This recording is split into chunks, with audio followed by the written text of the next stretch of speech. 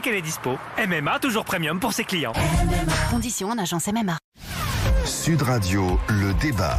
Étienne Chouard, Raphaël Enthoven, 19h-20h, Éric Morillo. Bonsoir à tous, il est un peu plus de 19h sur Sud Radio, nous sommes en direct jusqu'à 20h, également en live vidéo sur Facebook et YouTube. Alors ce vendredi 25 janvier, alors que le grand débat national est désormais lancé au lendemain d'une première rencontre entre Emmanuel Macron et les Gilets jaunes, ce soir aussi le débat est sur notre antenne, un débat très attendu, annoncé depuis plusieurs semaines sur les réseaux sociaux sur le thème des Gilets jaunes. Alors un débat entre deux personnalités emblématiques que je vous présente tout d'abord. À ma gauche, Étienne Chouard, vous êtes professeur d'économie, blogueur et militant politique, devenu célèbre en 2005 en faisant campagne pour le non à l'occasion du référendum sur la Constitution européenne. Vous êtes auteur du blog du Plan C.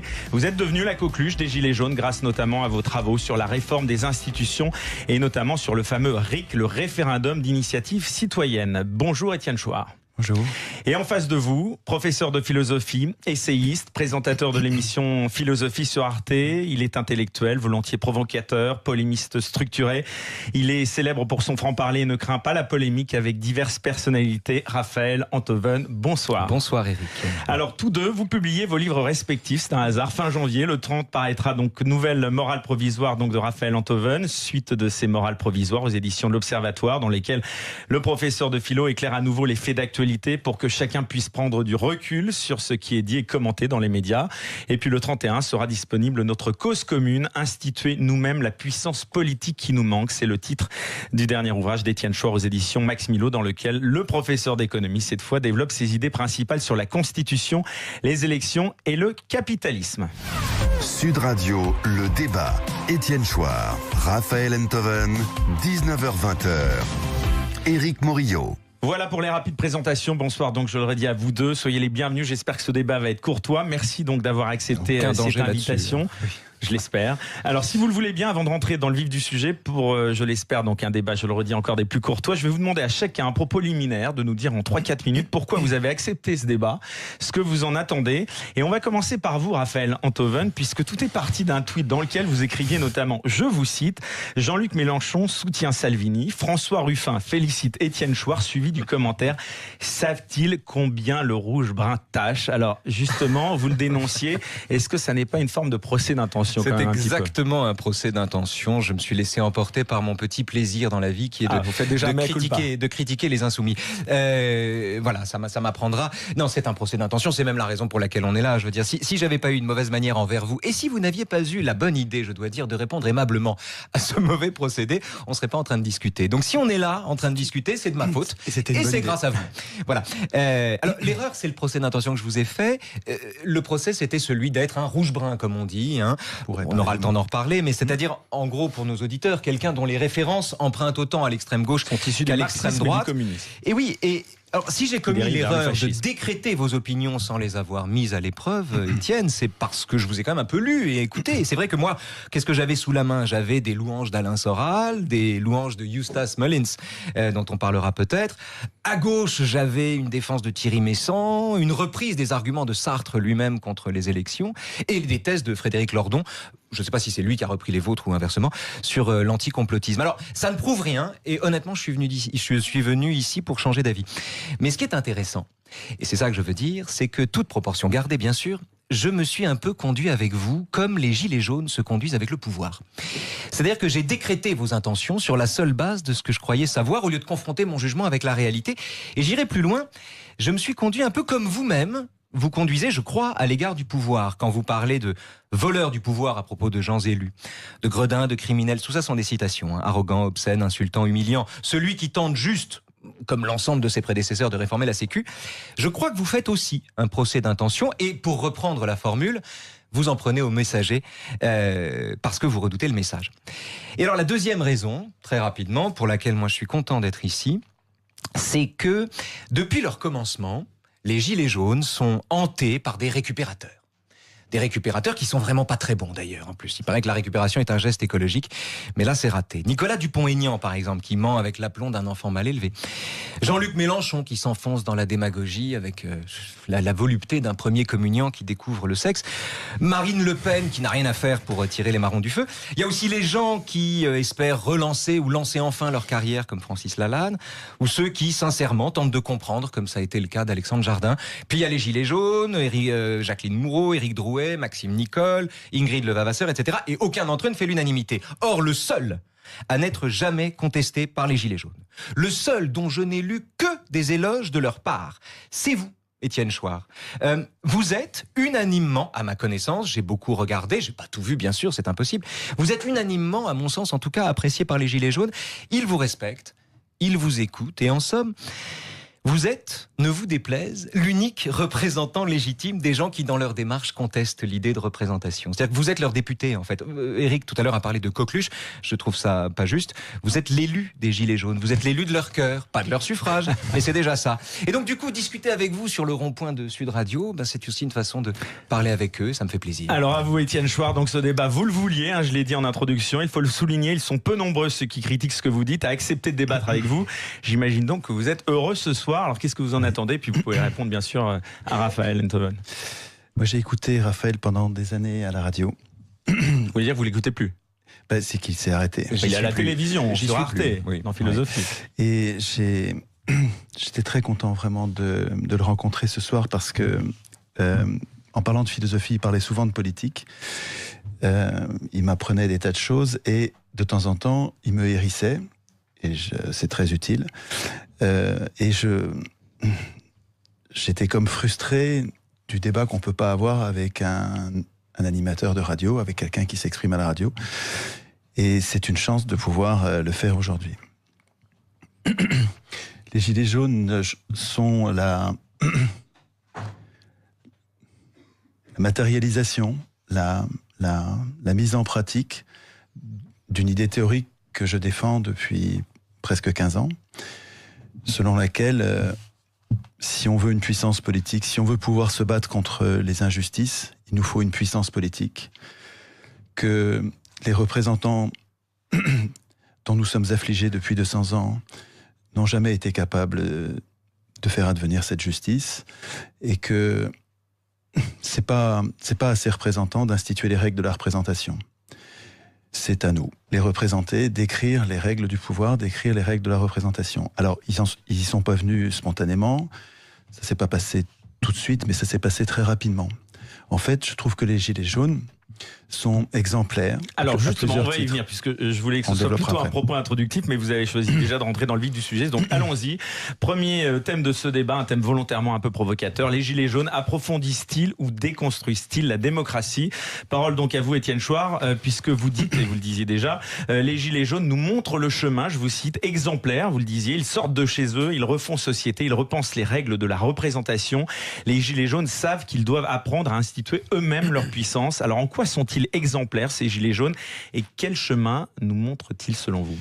Avant qu'il y ait les Gilets jaunes, on se désespérait, enfin moi je me désespérais comme bien d'autres militants, que personne ne sorte de chez soi, alors que nos représentants, entre guillemets, sont en train de, après avoir déconstruit le droit du travail, inversé la hiérarchie des normes, après avoir dévaster les services publics, privatiser les uns après les autres. Après, ils sont en train de détruire la sécurité sociale. Ils viennent récemment de désindexer les retraites, ce qui veut dire d'appauvrir de façon chafouine, hypocrite, chaque année, cette vieille dame que j'ai vue sur un rond-point qui gagne 900 € par mois de retraite. Comment est-ce qu'on vit avec 900 €? C'était indexé, au moins indexé sur l'inflation, c'est-à-dire que chaque fois qu'il y a une hausse des prix de 5%, sa retraite est réévaluée de 5%, ce qui fait qu'elle ne perd rien. Quand on décide de désindexer les retraites, ce qui est imposé au gouvernement par l'Union européenne, mais c'est pas une raison, c'est criminel, enfin c'est désespérant, c'est totalement antisocial. C'est criminel, vous le dites. Mais oui, c'est criminel. Enfin, ça veut dire c'est très grave, quoi. Criminel, ça veut pas dire que c'est assassin, ça veut dire que c'est très grave. Qu'est-ce qu'on fait au corps social quand on appauvrit les plus pauvres, qui sont déjà très pauvres, et quand en plus on le fait de façon aussi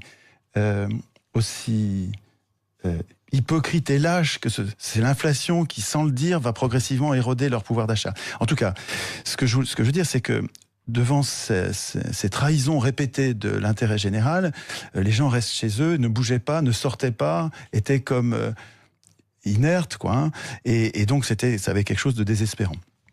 Or, ce que font les Gilets jaunes, c'est donner enfin de l'espoir avec des gens qui se bougent, quoi, qui sortent de chez eux, qui protestent, qui tempêtent, et qui donnent l'exemple d'une certaine façon, enfin, qui font ce que nous devrions tous faire. Si on veut protéger la sécurité sociale, il faut qu'on empêche nos élus de déconstruire, parce que quand ils décident de baisser les cotisations, et j'ai entendu Bruno Le Maire dire qu'il va les supprimer, comme si c'était un objectif. Mais ça aussi, c'est criminel de détruire, parce que enfin, je sais que je suis excessif quand je dis criminel. Déjà sur ce mot, alors criminel, Raphaël Enthoven, vous voulez réagir ? Faut pas le regarder au microscope, ce mot-là. Je veux dire gravissime, quoi. Mais quand on diminue les cotisations sociales, on affame l'hôpital. L'hôpital ne vit que par les cotisations sociales. Donc, quand on détruit les cotisations sociales, on va vers le modèle américain, qui est un modèle dans lequel il n'y a que les riches qui sont soignés. Moi, je comprends tout ce que vous dites, j'en partage une partie. Je trouve que l'outrance des termes que vous employez dessert le propos que vous portez. Oui. Bon, c'est vrai, ça, c'est vrai. Je trouve criminel et même gravissime en un sens excessif. Détruire la sécurité sociale. Détruire, si c'était l'ambition affichée naturellement, et vous allez me dire, c'est pas l'ambition affichée, c'est l'ambition sournoise, ce qui permet de dire, ça, à ce compte-là, on peut prêter n'importe quelle ambition à qui que ce soit. Les gens affichent le contraire de l'ambition que vous leur attribuez, et vous dites, mais c'est normal, ils la cachent. Donc à ce compte-là, si vous voulez, on ne peut pas se défendre. Mais Raphaël, quand on diminue les cotisations sociales, c'est la seule source de financement de la Sécu. Étienne, moi je veux bien qu'on parle des cotisations. Je suis assez inquiet, si vous voulez, comme vous, par la réforme de la Sécu, la façon dont les choses se font. Et pour être confronté quotidiennement au milieu hospitalier en ce moment, je vous avoue qu'effectivement, j'en vois les effets. Donc il ne s'agit pas de questionner la légitimité de votre indignation. Il s'agit juste de s'interroger sur le lexique qui va avec. Et au-delà de vous, puisqu'on parle des Gilets jaunes, de s'interroger aussi sur le lexique des Gilets jaunes. Vous en parlez comme d'un mouvement exemplaire.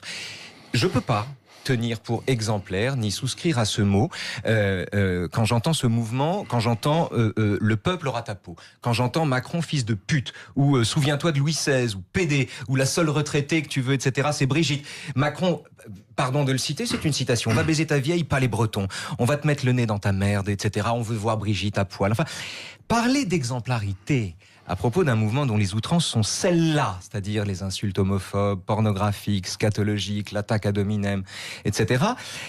Vous pensez que c'est tout le mouvement ? Pas du tout. Pas du tout. Voilà, je ne dis pas ça. Je ne dis pas ça. Je dis juste que le mouvement, cette parcelle-là du mouvement, cet élément-là du mouvement, les prive de l'expression d'exemplarité. Et au-delà de ça, quand l'invective est le salaire de l'objection, c'est-à-dire quand quelqu'un vous dit à un gilet jaune qu'il n'est pas d'accord, ces scènes auxquelles on a assisté, où on dit on n'est pas d'accord et que les gens vous demandent votre salaire avant de savoir si vous avez le droit de parler, le débat est impossible. Vous dites ils font tout ce que les citoyens devraient faire. Et je donne une liste. Je dis les citoyens ne devraient pas faire ça. Je ne crois pas de cette façon-là. Et un point très précis, il y a un point qui me semble essentiel ici, c'est d'observer quelque chose d'étonnant. Les Gilets jaunes, depuis le début du mouvement, depuis 9 semaines, ont obtenu des tas de trucs. Le gel des frais bancaires, la hausse du SMIC, la suppression de la hausse de la CSG, je les ai notés, défiscalisation des heures sup, la suppression des taxes sur les carburants, le gel des tarifs du gaz, enfin plein de trucs. Et pourtant, chaque conquête était l'occasion d'une colère renouvelée. Ça veut dire que le mécontentement n'était pas soluble dans le fait d'exaucer les doléances. À aucun moment. Au contraire, il me semblait davantage que chaque conquête était plutôt l'occasion de dire « Regardez, le pouvoir est fragile ». On est face à une détestation de principe du pouvoir, c'est-à-dire à un rejet. Et ce rejet permet de coaliser des opinions disparates, mais il est dispensé de donner un contour à son projet.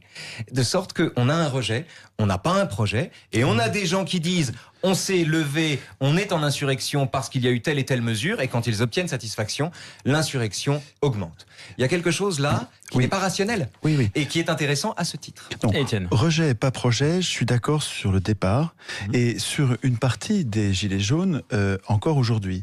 Mais on ne peut pas dire que tout le mouvement... J'ai bien compris ça. Je parle de brebis galeuses, il y en a. Et probablement... c'est important de le dire. Et probablement, est-ce que je déconne de mon côté, en globalisant l'avis positif que je donne sur les Gilets jaunes, je sais bien que c'est pas parfait et qu'il y a des expressions horribles qui apparaissent dans... imaginez que ce sont des centaines... Est-ce que je peux vous poser une toute petite question ? Oui. Est-ce que vous globalisez pas dans l'avis négatif que vous donnez du gouvernement ? Probablement, oui, probablement, parce qu'il y a sûrement des aspects de la politique gouvernementale... Est-ce qu'à vos yeux, il y a des bons éléments là-dedans, des gens sincèrement démocrates et républicains qui essaient d'arranger les choses ? Démocrates, je crois pas, parce qu'ils ne peuvent pas nous tenir à l'écart aussi rigoureusement. Eh bien oui, ils nous dominent complètement, les élus là. Mais républicains, oui, peut-être. Mais si vous voulez, quand vous êtes dans la position d'un incapable politique, comme le sont les électeurs, nous ne pouvons décider de rien. Nous sommes dans une prétendue constitution qui ne nous laisse aucune institution pour décider de notre destin. Nous sommes réduits à élire, c'est-à-dire mettre un bulletin dans une urne qui porte le nom de quelqu'un qui va tout voter à notre place. Quand on n'est pas content de ce que font les élus en notre nom, nous n'avons même plus la rue, puisque dans la rue, on nous tire dessus. Je n'exagère pas, on nous tire dessus. On dit que c'est pas à balle réelle, mais une balle en caoutchouc, là, ça défonce le crâne, ça fait des fractures jusqu'à l'arrière, ça éborgne, enfin, c'est quand même...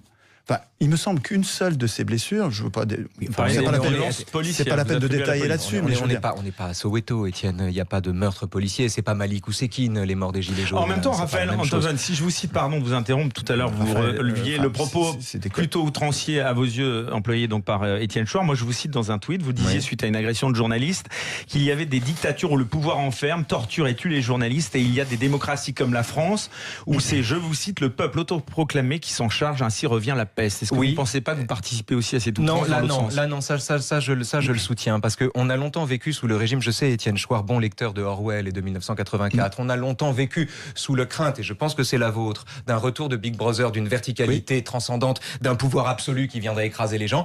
C'est pas ma crainte. Moi, j'adore 1984, mais la tyrannie que Orwell décrit, j'en repère les symptômes à l'horizontale. C'est-à-dire que pour moi, le vrai danger, c'est pas Big Brother, c'est Little Brother. C'est pas la caméra de surveillance dans la rue, c'est le portable du voisin. De sorte que quand je vois des gens, quand je vois non pas le pouvoir de Maduro, par exemple, torturer des journalistes, mais quand je vois une foule s'en prendre à des journalistes ou leur casser la gueule, toute mesure gardée, bien sûr, je me dis que, en la circonstance, la détestation des filtres, la détestation des médias, où se repère, à mon avis, l'essence même de la tyrannie, la détestation des filtres est prise en charge, non plus par le pouvoir qui est légitime, qui est élu et qui ne ferait pas ça, mais, en l'occurrence, par un peuple en situation d'insurrection.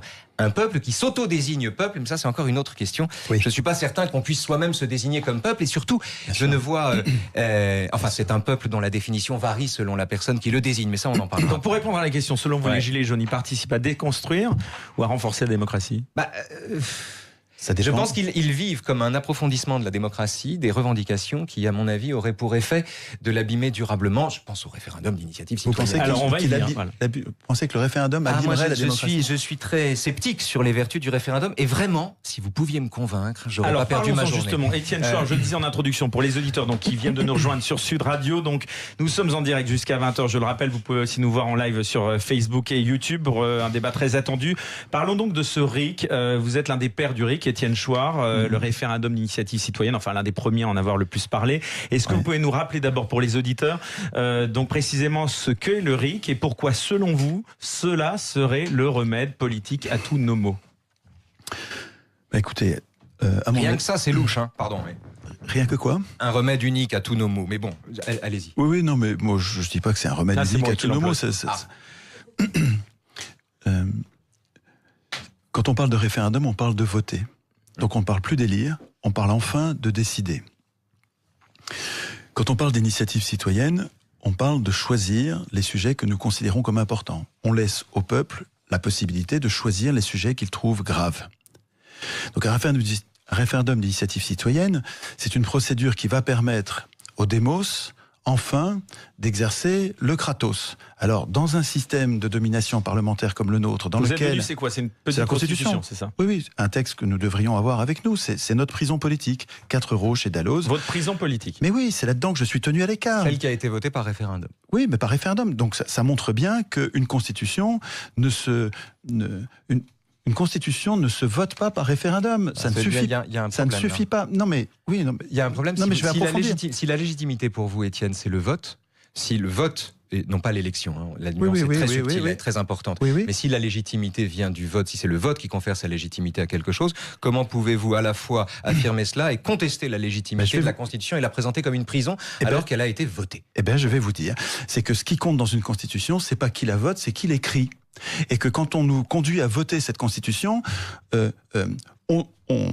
on se donne le moyen de nous faire accepter l'inacceptable. Mais est-ce qu'en acceptant de la voter, on ne valide pas le fait que d'autres l'écrivent à notre place? Mais oui, mais manifestement, ça ne suffit pas. Manifestement, ça ne fonctionne pas, Raphaël. Les constitutions du monde sont, et il n'y a pas qu'en France, donc ce sont des prisons dans lesquelles les électeurs, les humains, les êtres humains sont réduits à l'état dégradant d'électeurs qui ne peuvent qu'élire, c'est-à-dire désigner un maître qui va tout voter à leur place. Et je pense que c'est le fait que toutes ces constitutions soient votées par référendum montre que ce vote par référendum ne suffit pas à faire la qualité d'une constitution, que ceux qui l'ont écrit, qui étaient des professionnels de la politique, comme partout dans le monde, ont un conflit d'intérêts, c'est-à-dire qu'ils ont un intérêt personnel contraire à l'intérêt général, parce qu'ils ont un intérêt à écrire leur puissance, et c'est ce qui se passe partout dans le monde, et l'impuissance populaire.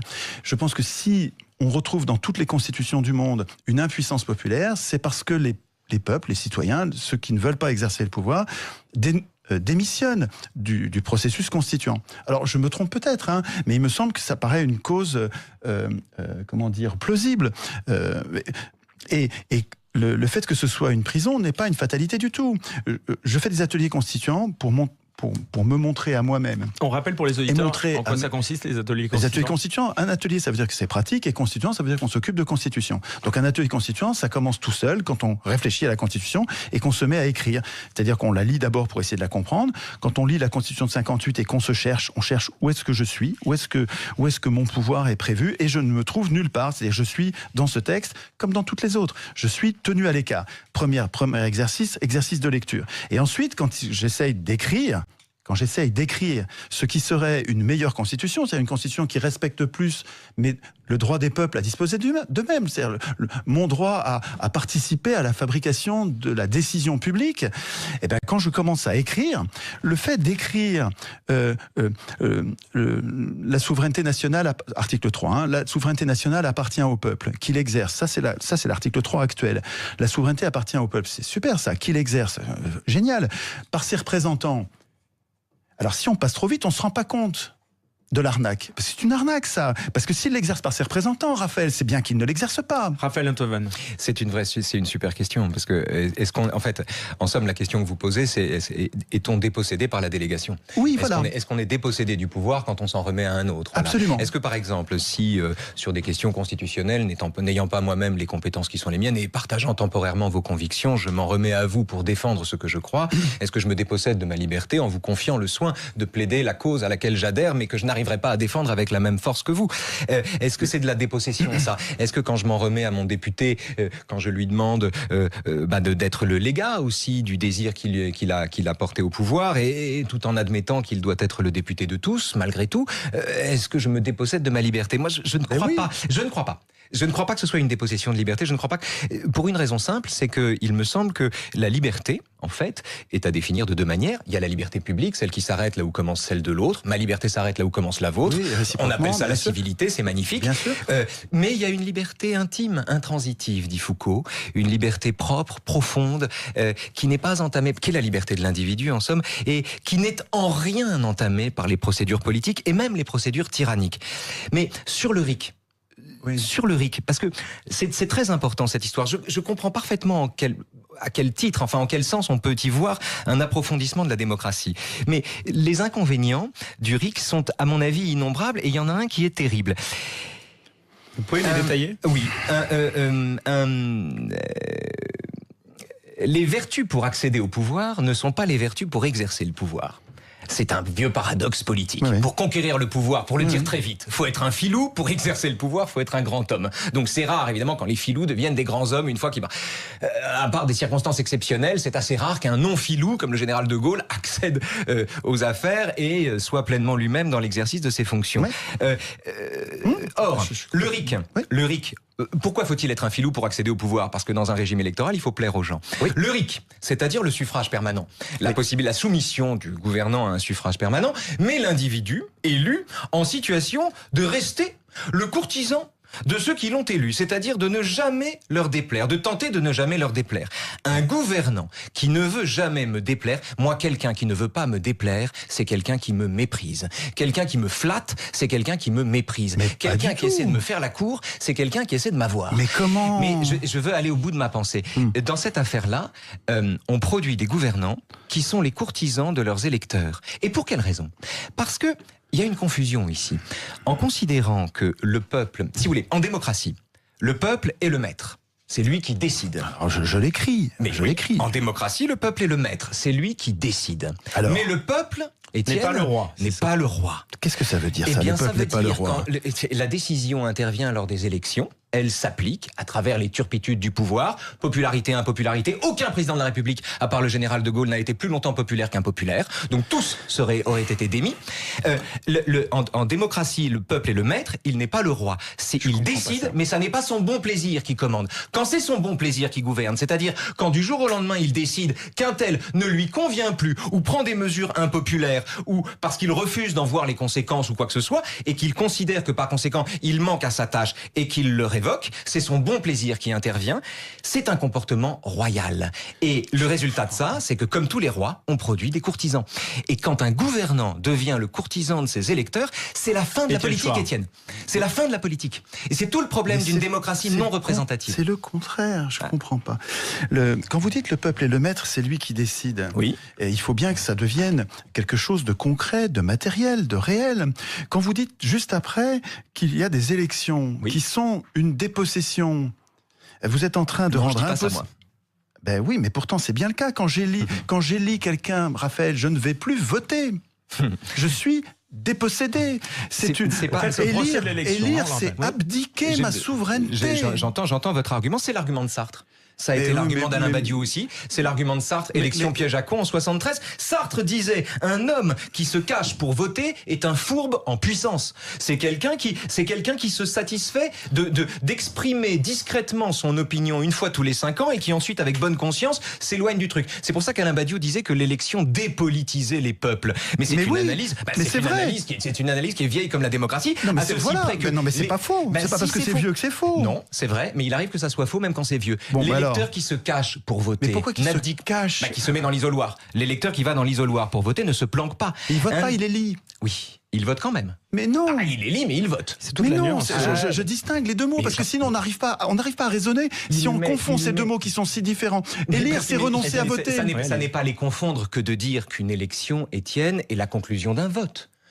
Pardon de dire ça, c'est une évidence de dire ça. Je dis juste que les gens votent. Vous pouvez considérer que l'élection est un dévoiement du vote et qu'il faudrait voter sur des choses directement sans en passer par la médiation de nos représentants. Mais dire que les gens sont élus à la suite d'un vote, ça n'est pas dire une contre-vérité. Moi, ce que je veux dire ici, mais ça nous empêche de penser. C'est qu'un électeur juste un point, l'électeur qui entre dans l'isoloir et qui met son bulletin dans l'urne n'abdique pas sa souveraineté. Au contraire, d'abord il l'exprime et ensuite il se débarrasse des regards, il se dépouille de ce qu'il a d'individuel pour faire un choix qu'il se représente lui-même comme la brique d'un édifice plus large que lui. Donc c'est au contraire encore le faut-il moment... qu'il vote, mais Raphaël... Encore faut-il qu'il vote, absolument, ça c'est important. Mais pour ma part, j'ajoute à ça qu'il y a des tas d'endroits où on vote tout le temps. En Suisse, aux États-Unis, etc., etc. Ce qui ne me gêne pas du tout. Mais on vote à votre façon. Pour rendre obligatoire le vote peut-être. Nous n'avons jamais été consultés pour savoir si nous voulions élire ou pas.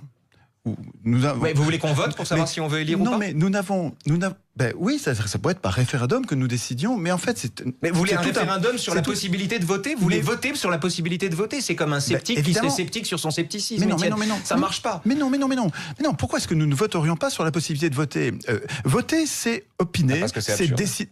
Mais non, c'est pas absurde. Ah si, puisque c'est acquis, puisqu'il y a la possibilité de voter. Enfin, je veux dire, pas bon. Mais alors nous sommes là précisément sur l'impossibilité de penser qui vient du fait de confondre élire et voter. Alors, s'il vous plaît, convenons ensemble.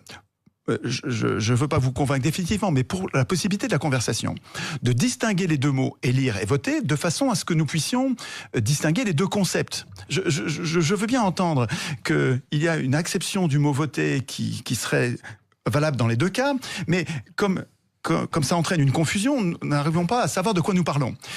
Est-ce que vous êtes d'accord sur cette convention qui consisterait à dire que quand j'élis, c'est une forme de vote qui consiste à désigner quelqu'un qui va tout voter à ma place, alors que quand je vote, c'est une convention entre nous.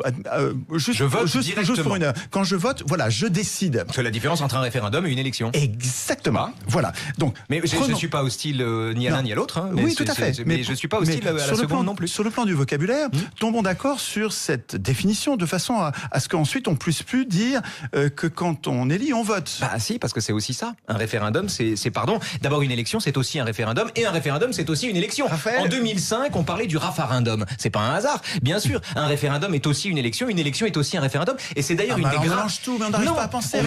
Les élections européennes, ce sera un référendum. C'est un des problèmes. Vous m'accorderez que c'est un des problèmes de la structure référendaire, et c'est le général de Gaulle.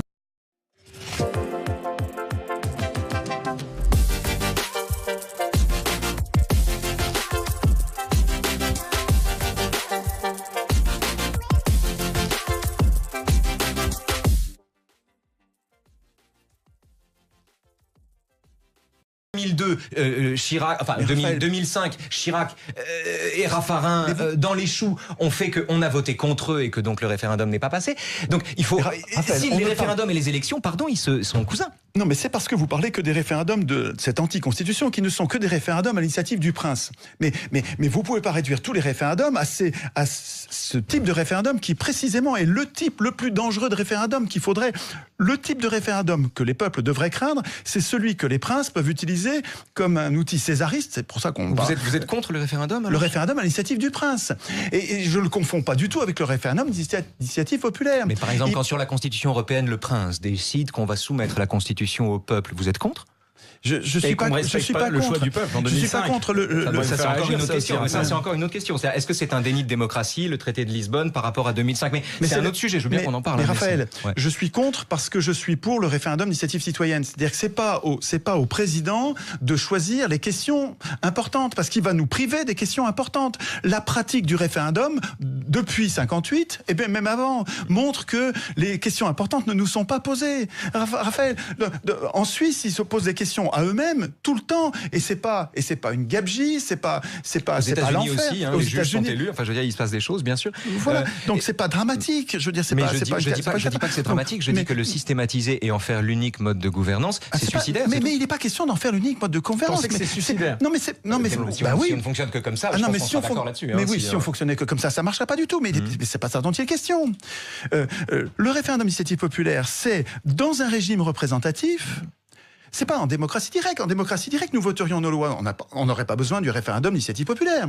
Non, c'est dans un gouvernement représentatif dans lequel nous avons besoin de représentants, dans lequel nous décidons que ce sont les élus qui votent les lois à notre place, que nous mettons une capsule de démocratie pour garder la main sur les sujets que nous considérons comme importants. Et où exceptionnellement nous décidons que une centaine, 200 000, 300 000, c'est à nous de discuter justement sur le seuil. Un grand nombre de personnes peuvent déclencher une question posée à l'ensemble du peuple. Et figurez-vous que dans les ateliers constituants, on s'interdit de décider trop vite après l'initiative parce qu'on sait bien qu'il est essentiel que l'opinion soit convenablement éclairée, mais qu'il y a un long délai et toute une procédure à laquelle nous réfléchissons de mise en scène des conflits avec donc une beaucoup chaîne de règles encore à mettre en place. Mais que nous mettons en place déjà avec une mise en scène des conflits sur le site du référendum, sur la chaîne du référendum, des outils d'éclairage de l'opinion, de façon à ce que les humains qui vont être consultés ne soient pas vierges sur la question et n'aient que l'avis des médias sur la question. Je peux vous faire une objection. La mise en scène des conflits, c'est-à-dire nous faisons attention à ce que, avant d'opiner, avant de voter sur le référendum, nous ayons tous vu les avis des experts, des différents experts pour, les avis des différents experts, quel que soit le sujet, contre, les controverses, comme la nôtre, les controverses publiques multiples, pas une, plusieurs jours. Et si pendant 6 mois vous avez, alors c'est peut être sur la peine de mort, ça peut être sur les grands sujets difficiles, sur le. Mais moi ça me gêne pas les différents sujets. Mais regardez, par exemple, il y a plein de trucs, mais la simple discussion qu'on a maintenant sur un média. Oui. Donc un intermédiaire, un média uni par certains gilets jaunes, pas tous. Néanmoins, c'est les médias des riches qui sont unis, c'est pas... La discussion que nous avons maintenant est un exercice démocratique. Oui. C'est un exercice démocratique, c'est la libre confrontation courtoise d'opinions, de gens qui sont d'accord pour pas être d'accord. C'est un exercice démocratique qui est incarné. Peut-être même un vote puisque les gens pourront s'exprimer. C'est pas du vote. Ça pour le coup, ça c'est encore autre chose. Mais bon, le like c'est pas du vote. Mais bon, ça c'est une autre Je suis d'accord avec ça. Bon, mais ça c'est bien. Génial. Et pourtant, les gilets jaunes sont nés justement par les réseaux sociaux. C'est moi qui essaie de dire un truc là maintenant. Après, c'est pas juste ça. Non, je veux juste dire très simplement, la discussion que nous sommes en train d'avoir sur un filtre médiatique comme ça est un exercice démocratique. Ça veut dire que le média et des gens qui viennent représenter un certain nombre de tendances ou d'opinions ou de façons de penser et qui s'affrontent loyalement ne sont pas antidémocrates. La délégation d'opinion, puisque c'est ça qui se passe là, la délégation d'opinion n'est pas un exercice antidémocratique. Mais pas du tout, j'ai jamais dit ça. Je suis pas contre les représentants du tout. Nous avons besoin de représentants. Ce que montrent les Gilets jaunes, c'est que justement, ce qui est très important, c'est que ce soit nous qui fixons les règles de la représentation. C'est que ce ne soit pas les représentants qui passent les lois. Mais oui, non, pas les lois, les règles de la représentation. La Constitution. Il ne faut pas que ce soit les représentants qui fixent les règles de la représentation. Il me semble que je suis sûr que vous allez arriver à tomber d'accord avec au système que vous proposez, je vois deux objections qui, il y en a une, vous avez déjà répondu, mais c'est intéressant de reprendre la discussion. La première, c'est l'objection de Rousseau. Rousseau disait que un peuple de Dieu se gouvernerait démocratiquement, mais un gouvernement si parfait ne convient pas à des hommes. C'est dans le contrat social. Oui, mais c'est une affirmation qui n'est pas prouvée. L'affirmation du contrat social. Un peuple de Dieu se gouvernerait démocratiquement. Il a dit ça. Un gouvernement si parfait ne convient pas à des hommes. Pourquoi le dit-il ? Parce qu'il est impossible d'obtenir d'un individu qu'il se voue continuellement à la chose publique. Le retour de la mesquinerie, le retour de nos égoïsmes individuels fait qu'on ne peut pas se vouer continuellement à la chose publique. Si le peuple est l'unique législateur et qu'il est saisi de cette fatigue démocratique qui veut que on s'occupe aussi de sa vie, on n'est pas tout le temps obligé de s'occuper des affaires publiques, si vous voulez, alors nous avons un législateur défaillant. Et la deuxième objection, c'est cette confusion où le complotisme trouve sa source, mais pas, là c'est autre chose, entre l'égalité des droits et l'équivalence des compétences. Vous parlez d'égalité des esprits. À un moment, je vous ai entendu dire ça, c'est une très belle ambition. Reste que le fait que nous ayons des droits égaux ne fait pas de nous les dépositaires de compétences égales. Et contrairement à vous, j'ai tendance à penser que si l'élection est fondamentale, la politique demeure un métier. Ça demeure quelque chose, mais oui, ça demeure un apprentissage. Il faut, pour faire de la politique, faire de l'histoire, faire du droit, faire de l'économie, faire de la philosophie, même à mon avis ça me semble essentiel. Il faut travailler les constitutions, il faut mettre à l'épreuve ses convictions, et en cela, la politique, oui, alors c'est aussi un métier. là-dessus. Raphaël, à mon avis, mais je peux me tromper, mais c'est la négation même de l'idée démocratique que d'en faire un métier. Précisément, oui. Mais oui, précisément, l'idée démocratique, en tout cas à Athènes, c'était précisément de faire, de dire que, certes, il y a des sujets sur lesquels nous avons besoin des compétences, et là, on va élire, par exemple, sur les finances publiques, par exemple, sur l'art de la guerre. Quand nous avons besoin de compétences, nous allons élire, parce que nous avons besoin de choisir. Mais, disaient les Athéniens, et je pense que nous devrions faire la même chose aujourd'hui, en matière de politique, il n'y a pas d'experts, nous sommes égaux politiquement. Nous sommes égaux politiquement pour opiner. Mais sinon, pourquoi acceptez-vous l'élection ? Mais je ne dis pas le contraire, je dis juste que nous n'avons pas les mêmes compétences. Mais oui, mais nous n'avons pas les mêmes compétences. C'est une grande illusion de considérer que politique, parce on n'a qu'on pas a des besoin droits de compétences. On a tout à fait besoin de compétences en politique. C'est la raison pour laquelle moi je suis hostile au tirage au sort. Bien sûr qu'on a besoin de compétences. Je veux un exemple ici. Un exemple il reste 10 minutes. Très rapidement. Déjà Très rapidement. La lettre d'Emmanuel Macron. Emmanuel Macron. La lettre d'Emmanuel Macron était intéressante de ce point de vue. Moi, je suis d'accord avec vous pour dire que la démocratie meurt si les citoyens ne s'en emparent pas. C'est la raison. Alors, on est d'accord. Mais on est absolument d'accord sur la question. Qu'est-ce que vous pensez de cette lettre ? La question est de savoir comment il s'en empare. Quand Emmanuel Macron écrit sa lettre aux Français, je présume qu'elle n'a pas touché votre cœur. Mais non, oui, pas du tout. À vous entendre soupirer. Mais oui. Je vais défendre l'indéfendable pendant un instant. Quand il écrit cette lettre, il pose toute une série de questions. Des questions, des problèmes. C'est-à-dire qu'il dit comment on fait pour baisser la fiscalité tout en favorisant la transition énergétique. Je sais plus. Bref, toute une série de dilemmes qu'il présente aux citoyens qui sont exactement les problèmes qui se présentent à lui. Et il met les gens en situation de penser en se mettant à la place de celui qui gouverne. Cette phrase-là, s'il vous plaît Étienne, cette phrase-là est une intuition de Raymond Aron. Raymond Aron, un jour, a compris qu'il fallait toujours penser en se mettant à la place des gens qui gouvernent. Alors les gens y ont vu une défense de l'ordre établi. C'est pas une défense de l'ordre établi, c'est une défense du possible. Macron, en mettant les gens, les citoyens, les électeurs, en situation de se poser les problèmes qui se posent à lui, à mon avis, pour le coup, contribue effectivement à un vrai débat démocratique. La réponse d'Étienne Chouard, le grand débat national. Et vous n'avez pas l'impression qu'il oublie 2-3 détails? Il oublie des points de l'état, bien sûr. Il oublie de dire le nombre de milliards, de dizaines de milliards qu'il a abandonnés en diminuant les impôts des riches. À Athènes, seuls les riches payaient les impôts. Non, il dit, par à exemple, Athènes, seuls les riches payent les impôts. Aujourd'hui, en gouvernement démocratique, oui. Je déparle en voulant parler vite, parce que j'ai l'impression qu'il n'y a plus que 10 minutes. En gouvernement représentatif, les riches ne payent plus d'impôts. Enfin, c'est quand même incroyable. Ce gars-là a diminué de façon drastique les impôts des riches, alors il a ruiné l'État, et maintenant il vient nous faire la leçon en disant « mettez-vous à ma place, j'ai de la peine à trouver des impôts des pauvres à augmenter ». Et ils ont tous fait ça. Chacun des présidents précédents a baissé les impôts des riches. Le déficit public, Raphaël, ne vient pas de l'augmentation des dépenses publiques. Les dépenses publiques, elles sont, depuis 30 ans, en pourcentage du PNB, en gros, grosso modo, elles sont les mêmes. Le déficit public, il vient de la diminution des recettes. Et c'est pas les impôts, c'est des impôts qui baissent, mais c'est pas les impôts de vous et moi, c'est les impôts des gens ultra riches qui ont déjà trop d'argent. C'est incroyable qu'on leur baisse. La dépense publique n'a pas augmenté depuis 30 ans. La dépense en proportion du PIB, elle est la même.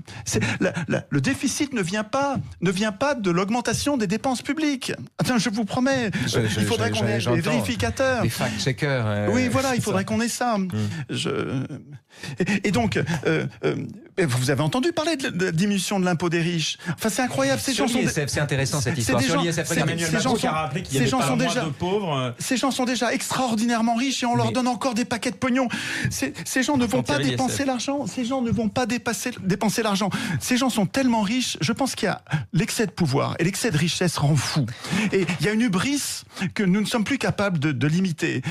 La société a besoin de se protéger contre cette démesure des riches. Je suis d'accord avec vous, mais je parle pas de personne, je parle comme la démocratie. Mais oui, mais il y a des limites, il y avait plein de limites à l'ubris à Athènes. C'était à Athènes qu'on avait prédit le dévoiement de la démocratie en plutocratie. Je veux dire, donc c'est donc que la richesse posait déjà des problèmes. Oui. Et le gouvernement des riches, la dépossession par la richesse existe bien sûr, et c'est un scandale, contre lequel il faut lutter. À mon avis, c'est une illusion de croire qu'on va l'abolir un jour. Mais en revanche, il serait scandaleux de ne pas s'en indigner, de ne pas lutter contre. En revanche, et Macron, il n'en parle pas, il oublie de dire. Sur l'ISF, c'est très intéressant cette histoire d'ISF. Quelle est la thèse de Macron? On adhère, on n'adhère pas. Franchement, ça c'est autre chose. Mais quelle est la thèse qu'il défend? Pas une thèse de criminel, c'est de dire que l'ISF est un impôt punitif qui ne rapporte pas grand-chose. C'est-à-dire qu'en gros, c'est pas une solution, c'est une sanction. C'est une façon de punir des gens qui gagnent trop et donc d'apaiser ceux qui ont moins. Et en même temps, avec cet argent, on va pas faire grand-chose. Donc, il considère que c'est de la démagogie. C'est la raison pour laquelle il refuse de l'appliquer. On peut adhérer, on peut pas adhérer. On peut ne pas adhérer, bien sûr. En revanche, y voir là quelque chose de concerté et de délibérément criminel me semble, du coup, manquer l'objet et compromettre la possibilité même d'en discuter. Parce que dans l'analyse qu'il propose de l'ISF, il y a une analyse du ressentiment en démocratie qui est intéressante aussi. Et ça, on s'en prive. En gros, il reste 3 minutes. Si vous aviez un conseil à donner à Emmanuel Macron, l'un et l'autre, ce serait quoi? C'est pas moi qui ai parlé d'ISF, parce que vraiment le gros trou, c'est un bon sujet, l'ISF. Mais pas tant que ça. C'est un piège pour un défenseur de Macron, donc vous devriez y aller. Non, parce que quelques minutes vous avez raison de souligner que l'ISF n'est pas nécessaire par son rendement. Il n'a pas de rendement. Mais par contre, quand on donne 20 milliards par an de CICE qui ne crée pas d'emploi et qu'on double cette charge. On peut s'en indigner, mais ça a été voté, Étienne. Oui, mais c'est scandaleux. Enfin, je veux dire, il oublie de le dire. C'est-à-dire qu'après avoir ruiné l'État, il vient nous donner l'impression, le spectacle de quelqu'un qui fait ce qu'il peut avec très peu d'argent. Mais enfin, on a tellement gaspillé à diminuer l'impôt des riches depuis 40 ans. Ça fait 40 ans que ça dure, que c'est quand même pas honnête, de prétendre donner. Bien sûr qu'il faut se mettre à la place du gouvernant. Évidemment, je suis d'accord avec cette hypothèse-là. Mais pour terminer, je suppose que vous voyez d'un mauvais œil une liste gilets jaunes depuis la candidature. On s'en fout complètement. Je veux dire, ils font ce qu'ils veulent. On peut pas leur interdire de se présenter. De toute façon, contradiction là. Mais non.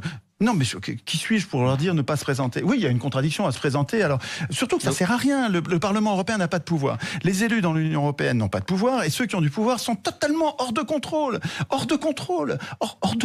politique. Alors qu'ils exercent un pouvoir législatif, un pouvoir monétaire, un pouvoir juridictionnel exorbitant, un pouvoir énorme. Donc pour terminer, comment, selon vous, ça va évoluer la situation?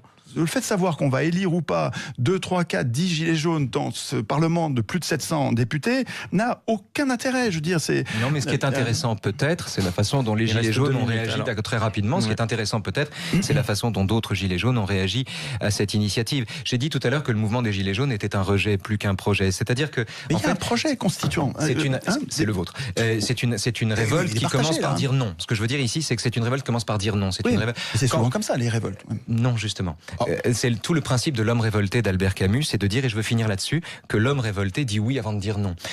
Quand on se révolte, quand on s'insurge contre quelque chose, il faut que cette révolte, dit Camus, soit portée par un amour, pour une raison simple. C'est que si le refus est premier, la révolte peut à la fois coaliser des opinions disparates et dans le même temps se prive de donner un contour à un projet, de donner une mesure à un projet. Quand l'homme révolté dit oui, il est contraint à cet effort, il est contraint à donner une mesure à un projet, il est contraint à l'inscrire dans une durée et à jouer le jeu de la politique pour le faire advenir. Or, la façon qu'ont les gilets jaunes de refuser justement la représentation, c'est un peu comme les Cathares, si vous voulez. Ils voulaient pas se reproduire, ils ont disparu. Ben là, il y a un problème avec ça. C'est-à-dire, le fait de refuser de se donner des représentants ou de refuser d'entrer dans ce jeu-là au motif qu'on y perdrait son âme, débouchera à mon avis. Ce sera donc le mot de la fin, Raphaël. Un mouvement du tournant. Et à vous, Étienne Chouard, pour conclure. Une minute seulement. Mais Raphaël, vous vous trompez quand vous pensez qu'ils en sont là. Ils étaient là, ils sont arrivés sur les ronds-points avec une détestation de la représentation parce qu'ils ont l'impression d'être trahis depuis des décennies. Et c'est un très bon point de départ pour un processus constituant. Une constitution, disait Constant, c'est un acte de défiance. Il s'agit pas de faire confiance c'est comme un contrat. Un contrat, ça définit les comportements que nous allons avoir quand les choses vont mal se passer. Ça peut pas être confiant, une constitution. Et donc, le fait d'être défiant les met en situation de penser eux-mêmes les termes de la représentation avant de désigner des représentants, mais ils savent bien qu'il va falloir désigner des représentants. C'est pas mal du tout, ça. Nous devrions tous faire ça. Nous devrions tous... C'est l'avantage de l'avenir, Étienne, ça. Pour le coup, c'est l'avantage de l'avenir. Voilà, on ne sait pas. Oui, voilà, absolument. Ce débat pourrait durer quelques heures de plus. En tout cas, on ne pourra pas vous réconcilier sur tout. Merci beaucoup. On n'était pas fâchés. Ouais. Vous vous souvenez, on avait dit... Allez, 20 secondes, Étienne. Je proposais que nous voyions 2 heures et je pense que ça nous aurait pas suffi. Merci beaucoup à tous les deux. Merci Étienne Chouard et Raphaël Antoven d'avoir accepté tous deux de participer à ce débat. Vous pouvez évidemment le voir en replay sur les réseaux sociaux. La preuve aussi qu'on pouvait rester courtois. La suite de vos programmes dans un instant sur Sud Radio. Bonne soirée.